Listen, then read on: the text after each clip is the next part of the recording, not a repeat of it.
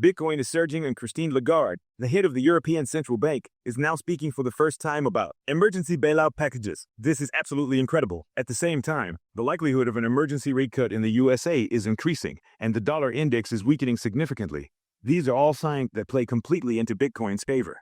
Above all, we need to look at Christine Lagarde's statement in a new interview, where she clearly says they are now ready to use all possible instruments. But there's also a lot happening between the USA and China, as China had now increased tariffs on the USA again. And just as I'm editing this, an emergency announcement has come in. The USA is now pushing Donald Trump to find a deal with the president of China, and the market is initially reacting very, very positively to this. But before we look at all of that, let's take a look at this. Listen to the inflation data here, because this is a real shock. I don't think I've ever seen anything like this, where the analysts are so far off from the actual inflation data. So, we now have the producer price inflation data, essentially the pre-inflation, if you will. And here we had a PPI inflation of 3.3 that was expected, but the actual inflation has now come in at 2.7%.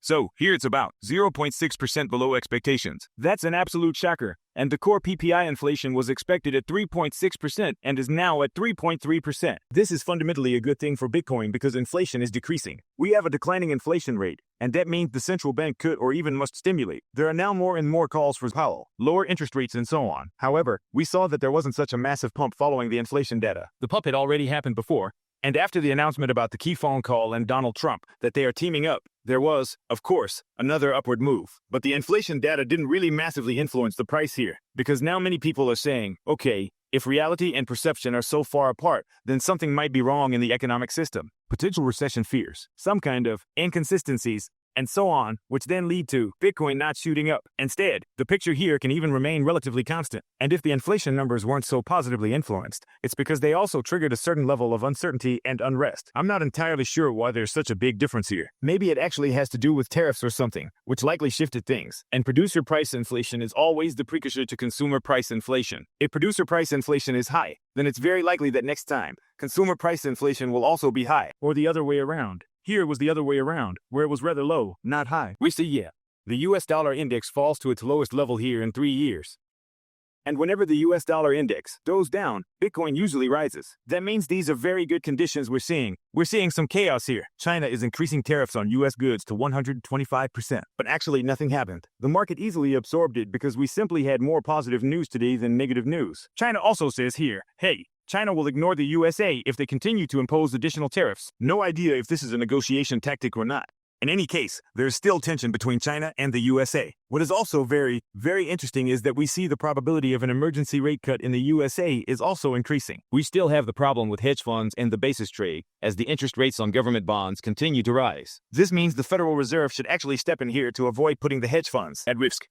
At the same time, the US dollar is depreciating. This means these are very, very interesting developments, with the probabilities of an emergency rate cut increasing. On the other hand, the US dollar is depreciating, but the long-term interest rates, the 10-year rates, are really skyrocketing, because US government bonds are still being sold by Christine. There's also a very, very interesting plot twist that we might need to look at more closely in the next video, because it's really crazy how they are selling government bonds and buying gold with it. Gold is now at a new all-time high and is shooting from all-time high to all-time high. That's always an indicator. But if gold is shooting from all-time high to all-time high, it could also mean that something in the economy is going very, very wrong, very, very badly, because otherwise people wouldn't be fleeing to gold. And now here come the really intense news. Christine Lagarde, the head of the European Central Bank, says here that the ECB is ready to use its existing tools if necessary. And zero hedge comments here. A repeat of COVID is going to happen now. So the bailout packages are now being prepared. They are now preparing the wording for it. They haven't said yet that there is a bailout package. So here, Zero Hedge said that the Bank of Japan and the ECB actually need an emergency phone call to make emergency interest rate cuts. And now, 10 hours later, after he posted that,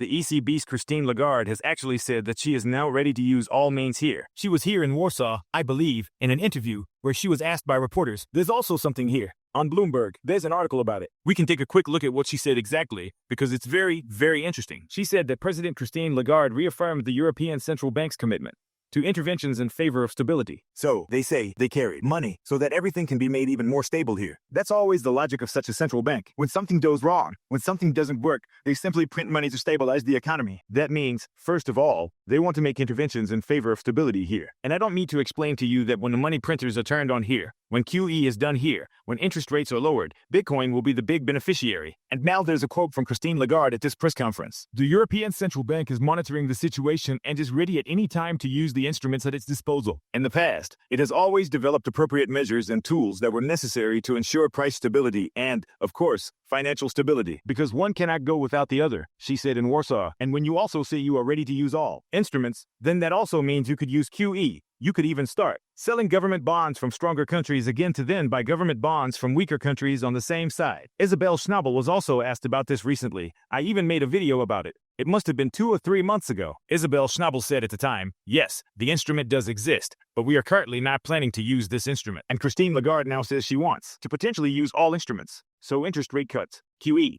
And here, interest rate spread manipulation. Maybe they have a few other instruments up their sleeve that I can't think of right now. Maybe there are also new instruments being developed. There were also rumors that the Fed is developing some new instruments to bail out the hedge funds. Someone also posted here, at this pace, the ECB will soon have to make cuts to offset the enormous strength of the euro. Where are you, Isabel? So here, Isabel Schnabel meant, but actually, one should probably rather turn to Christine Lagarde. So, that's very, very interesting. The dollar is in free fall. The euro doesn't look so bad, but the euro has to depreciate as well. Otherwise, there's the problem that the euro becomes too strong. And an overly strong currency can also be problematic because then you have exactly the problem that the USA sometimes has, which is that you export too little and can only import because the currency becomes too strong. What I also found interesting here was an analysis from Zero Hedge Fund, which actually says that in the escalating trade, currency, and capital conflict, the Chinese central bank is buying record amounts of stocks and intervening in currency trading. So they are already doing a kind of QE here to protect assets and create an impression of stability, while the Fed watches. So that's always the thing. For example here, manipulating the markets by buying stocks, by buying bonds, it gives the impression that the economy is stable. And according to Zero Hedge Fund, this is currently happening in China. And the Fed is watching, but at some point, it will have to act itself in. Start buying bonds. Then it gives the effect again that everything is okay in the USA. Then it's okay again. Yes, the bond markets are okay again, and then you can refinance. I mean, interest rates can't keep rising indefinitely here either. If the interest rates on the 10-year government bonds keep rising, and then the USA has to refinance itself this year, it simply won't work because, I would say, the costs are way too high. The Fed will probably have to either this meeting, or at the latest the next meeting, they actually need to lower the interest rates, definitely, and maybe even start engaging in QE.